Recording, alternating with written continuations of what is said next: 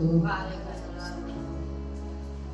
Bapak Ibu yang kami hormati, mari kita panjatkan rasa syukur kita kehadirat Allah Subhanahu wa Ta'ala karena atas limpahan rahmatnya kita pada pagi hari ini bisa melaksanakan acara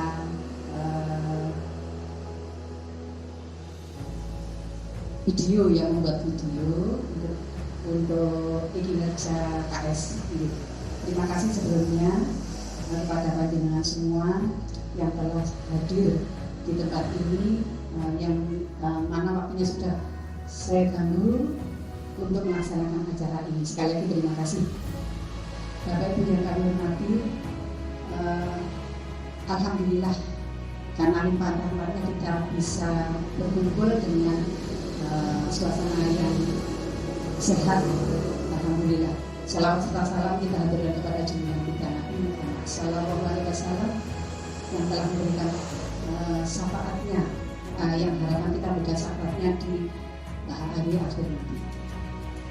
Bapak Ibu yang kami hormati, karena suatu tugas dari atasan, maka video ini kita ambil, kita buat dengan sebenar-benarnya. Saya yaitu ingin mensosialisasikan visi dan misi sekolah kita kepada panjenengan semua. Karena memang visi dan misi harus disosialisasikan kepada pemangku pendidikan. Mengapa? Ya, karena agar tujuan kita bisa terarah. Tujuan apa yang akan dicapai oleh sekolah itu sehingga menjadi terarah dengan adanya visi dan misi sekolah. Bapak Ibu yang kami hormati, SD Sentul 01 punya misi yaitu terwujudnya peserta didik yang hebat dalam prestasi, terampil dan berakhlakul karimah berdasarkan profil pelajar. Arah dan tujuan suatu lembaga pendidikan. Visi adalah cita-cita atau gambaran ideal yang ingin dicapai sekolah di masa depan. Sementara misi adalah langkah-langkah strategis untuk mewujudkan visi tersebut. Lanjut. Sebelum kita membahas lebih lanjut tentang visi dan misi sekolah, mari kita memahami pentingnya komponen ini bagi kemajuan sekolah. Visi dan misi menjadi landasan utama dalam mengarahkan seluruh upaya dan sumber daya sekolah untuk mencapai tujuan. Pada bagian pendahuluan ini kita akan menjelaskan definisi visi dan misi serta alasan mengapa sekolah perlu memiliki rumusan visi dan misi yang jelas dan terarah. Nah, ini definisi visi dan misi sekolah.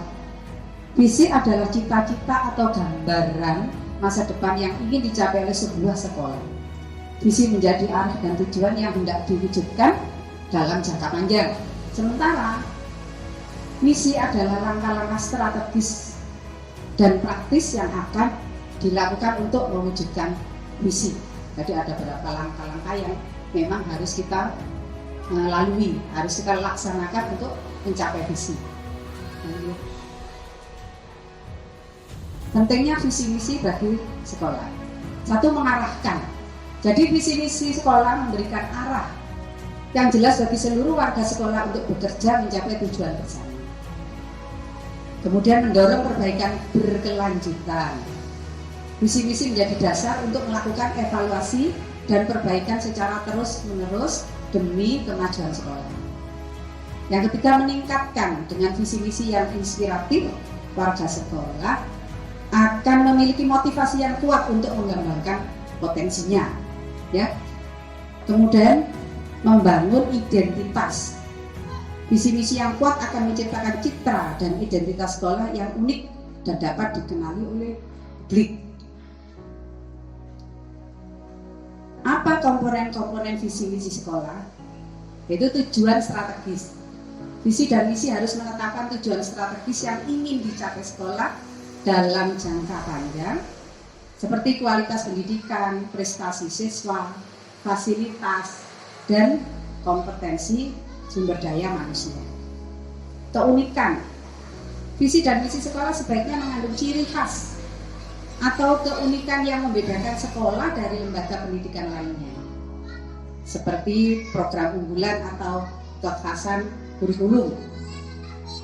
Kemudian yang selanjutnya, nilai-nilai luhur. Visi dan misi sekolah perlu mencerminkan nilai-nilai luhur dan prinsip-prinsip yang dianut oleh sekolah, seperti integritas, kedisiplinan, kreativitas, dan kepedulian sosial. Landasan, visi dan misi harus memberikan landasan yang kokoh untuk berkelanjutan dan mengembangkan sekolah di masa depan, baik dari segi akademik, keuangan maupun infrastruktur. Sekarang keterkaitan antara visi dan misi sekolah. Visi terwujudnya peserta didik yang hebat dalam berprestasi, terampil, dan berakhlakul karimah berdasarkan profil pelajar Pancasila. Misi mengembangkan perkembangan intelektual, spiritual, sehingga mampu menampilkan akhlak yang mulia. Contohnya, mungkin di sini anak-anak sudah bisa melaksanakan sholat berjamaah, sholat duha, bisa mungkin hafal Al-Quran ya untuk spiritualnya. Kemudian melaksanakan pembelajaran aktif, kreatif, inovatif dan menyenangkan.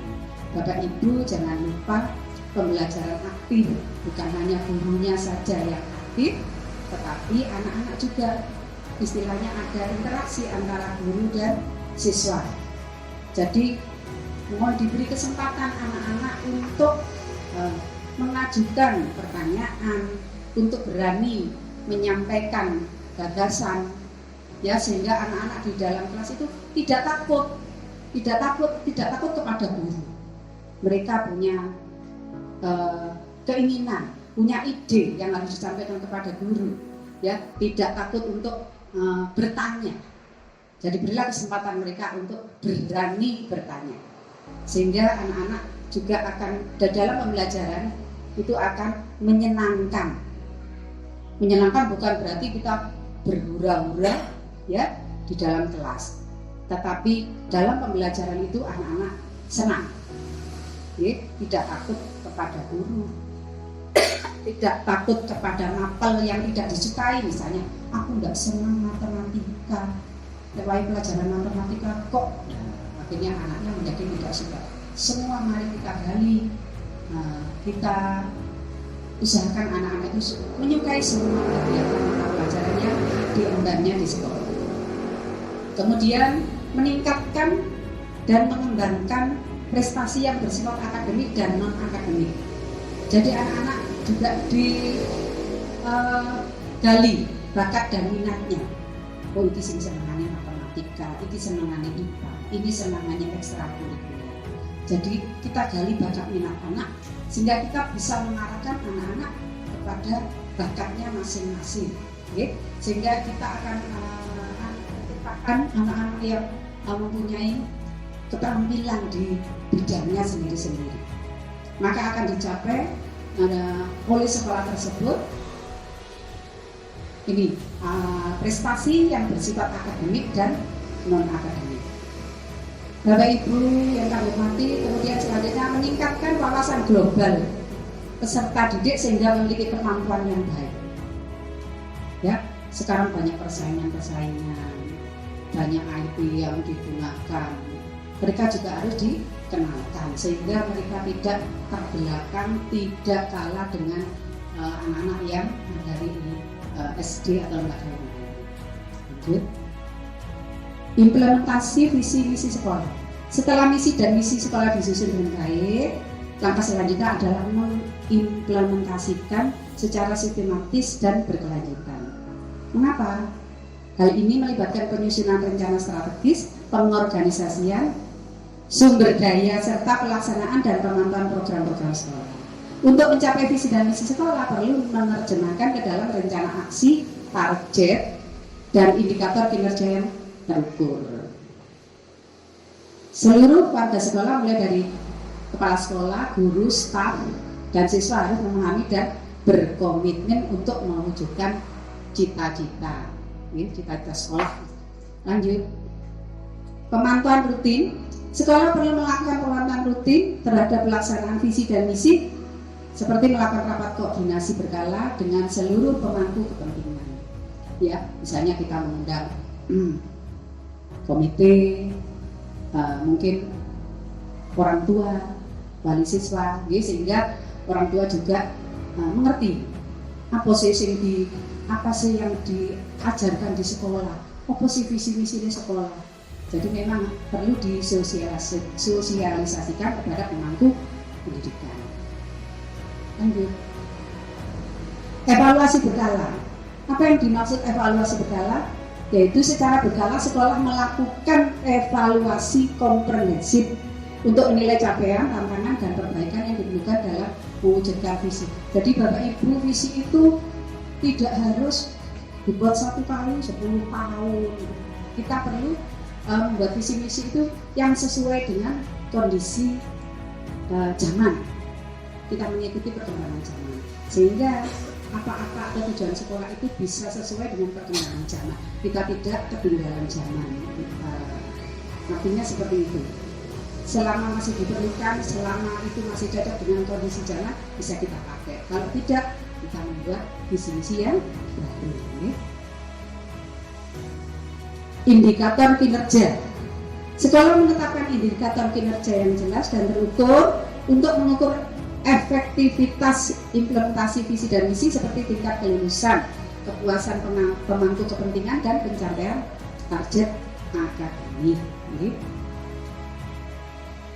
Penyesuaian strategis. Hasil evaluasi digunakan sebagai dasar untuk menyesuaikan rencana strategis dan program sekolah, sehingga visi dan misi tetap relevan dengan perkembangan zaman, seperti apa yang saya sampaikan tadi.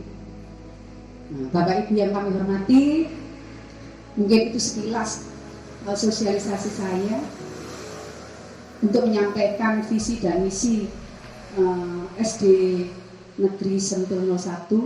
Mudah-mudahan visi dan misi kita ini nanti membawa tujuan yang baik buat SD kita, sehingga nanti bisa memperoleh